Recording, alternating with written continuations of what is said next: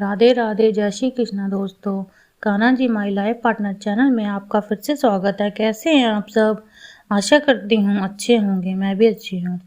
तो आज मैं आपको बताने जा रही हूँ 13 अक्टूबर को एकादशी पड़ रही है, परमा एकादशी। एकादशी तिथि, पूजन विधि, पारण का समय, द्वादशी समाप्ति समय, कथा व महत्व। तो चलिए वीडियो शुरू करते हैं। अधिक मास या पुरुषोत्तम मास में कृष्ण पक्ष में आने वाली एकादशी को परमा एकादशी के नाम से जाना जाता है। परमा एकादशी को पुरुषोत्तम एकादशी या कमला एकादशी के नाम से भी जाना जाता है। इस दिन भगवान विष्णु की पूजा करने से दुर्लभ सिद्धियों की प्राप्ति होती है। परमा एकादशी परम दुर्लभ सिद्धियों की दाता होने के कारण परमा एकादशी के नाम से प्रसिद्ध है। इस दिन स्वर्ण दान, विद्या दान, अन्न दान, भूमि दान और गौदान का विशेष महत्व है। तो चलिए जानते हैं कि पुरुषोत्तम एकादशी के दिन एकादशी की तिथि क्या रहेगी, पूजन विधि, पारण का समय और द्वादशी समाप्ति समय, कथा व महत्व। तो चलिए दोस्तों शुरू करते हैं वीडियो को। लेकिन वीडियो को शुरू करने से पहले अगर आपने अभी तक मेरे चैनल को सब्सक्राइब नहीं किया है तो जल्दी से कर लीजिए और साथ में दिए गए बेल आइकॉन को भी प्रेस कर लें ताकि मेरे हर वीडियो के आपको समय पर नोटिफिकेशन मिलती रहे। तो चलिए शुरू करते हैं वीडियो आज का। पुरुषोत्तम मास की व्रत की विधि कठिन है। इस व्रत में 5 दिनों तक पंचरात्रि व्रत किया जाता है। इसमें एकादशी से अमावस्या तक जल का त्याग किया जाता है, केवल चरणामृत लिया जाता है। इस पंचरात का भारी पुण्य और फल प्राप्त होता है। परमा एकादशी की व्रत की पूजन विधि कुछ इस प्रकार है। एकादशी के दिन स्नान आदि के पश्चात स्वच्छ होकर भगवान विष्णु की प्रतिमा समक्ष बैठकर हाथ में जल एक फूल लेके व्रत का संकल्प लें। दोस्तों उसके बाद भगवान विष्णु का पूजन करें और 5 दिनों तक व्रत का पालन किया जाता है। 5वें दिन ब्राह्मण भोजन कराने का व दान दक्षिणा देकर उन्हें विदा करने के पश्चात व्रत का पालन करना चाहिए। लेकिन आप अपने सामर्थ्य अनुसार उपवास का पालन द्वादशी के दिन भी कर सकते हैं। पुरुषोत्तम एकादशी 13 अक्टूबर दिन मंगलवार 2020 को है।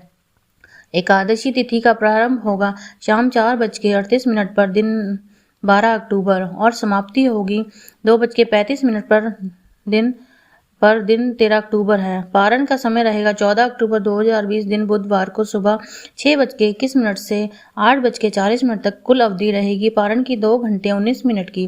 द्वादशी समाप्ति का समय रहेगा 14 अक्टूबर 2020 दिन बुधवार को सुबह 11:51 पर। पुरुषोत्तम एकादशी की कथा के अनुसार धर्मराज युधिष्ठिर बोले, हे जनार्दन, अधिक मास की कृष्ण पक्ष की एकादशी का क्या नाम है तथा उसकी विधि क्या है? कृपया करके आप मुझे बताएं।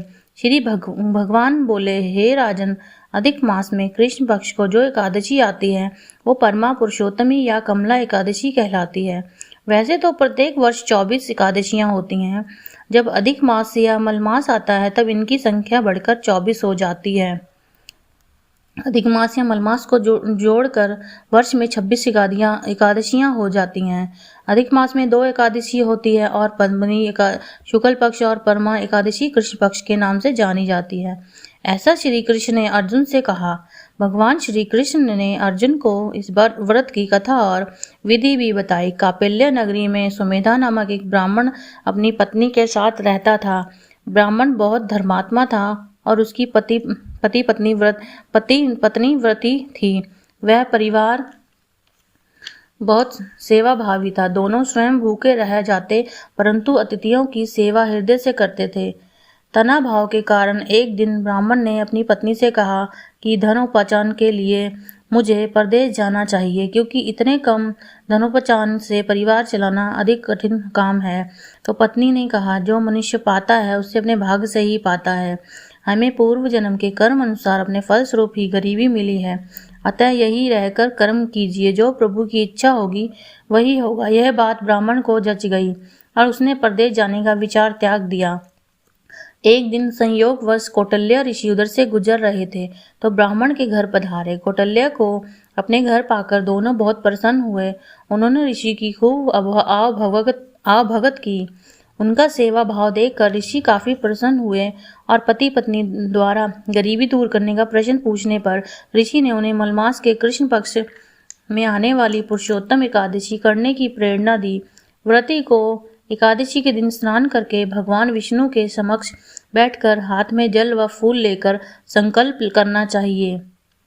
इसके बाद भगवान की पूजा करनी चाहिए। उसके बाद ब्राह्मणों को भोजन कराकर दान दक्षिणा देकर विदा करने के पश्चात व्रती को स्वयं भोजन करना चाहिए। उन्होंने कहा कि इस एकादशी को व्रत दोनों रखें।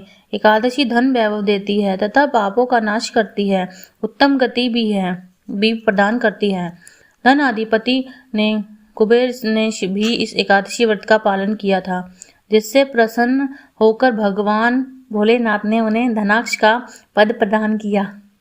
ऋषि की बात सुनकर दोनों आनंदित हो उठे और स्वयं समय आने पर समेधा और उनकी पत्नी ने विधि पूर्वक इस एकादशी का व्रत रखा, जिससे उनकी गरीबी दूर हो गई और पृथ्वी पर काफी वर्षों तक सुख भोगने के बाद पति पत्नी श्री विष्णु के उत्तम लोक को प्रस्थान हो गए। अतः जो कोई इस व्रत को विधि विधान पूर्वक करता है, भगवान विष्णु उसका निश्चित ही कल्याण करते हैं। तो दोस्तों, आपको यह वीडियो कैसा लगा तो हमें ज़रूर कमेंट बॉक्स में लिखिए। राधे राधे।